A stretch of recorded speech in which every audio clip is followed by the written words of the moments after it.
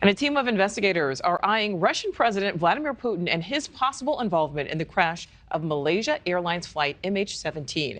It's been nearly a decade since that plane was shot down over Ukraine, flying from Amsterdam to Kuala Lumpur, killing all 298 people on board. Dutch prosecutors say they have, quote, strong indications Putin approved the missile supply used to bring it down. Russia, though, denies any involvement, has refused to cooperate with this investigation. Let's bring in Andrij Dobriansky, Communications Director for the Ukrainian Congress Committee of America. Andrij, thank you so much for being with us. This international investigation, is coming to a close. No new lease to examine after that plane was shot down all the way back in 2014. But investigators saying this about Putin, what is the likelihood that he'll ever face any real consequences? Prior to this most recent full-fledged aggression in February 2022, probably very nil. You can see how other world leaders are very wary about announcing any charges against other leaders.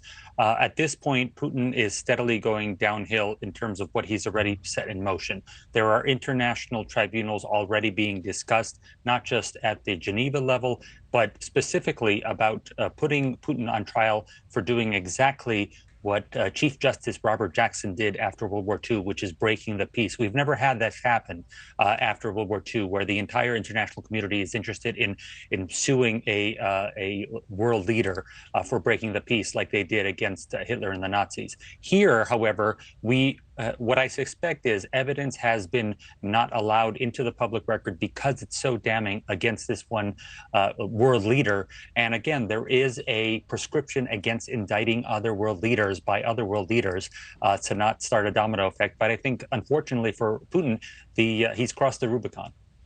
So Andrij, investigators, have been searching for answers at this point for nearly 10 years. They're still, admittedly, trying to answer why this plane was shot down. Do you think we'll ever know exactly why it was done? It's possible. However, the important thing is to do what the wonderful nations who have led this effort, as well as the family members have done, which is keep the memory alive of these people. This is 298 innocent people. Many of them were children, and that includes also U.S. citizens. This is why the rest of the world is also very invested in this. Australia with its citizenry on that plane, Malaysia, obviously with Malaysian Airlines.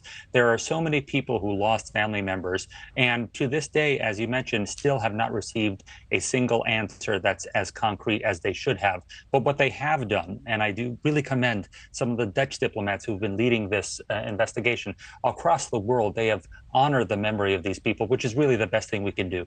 Yeah, such a good point there, Andrij. Let's talk about the ongoing war happening in Ukraine.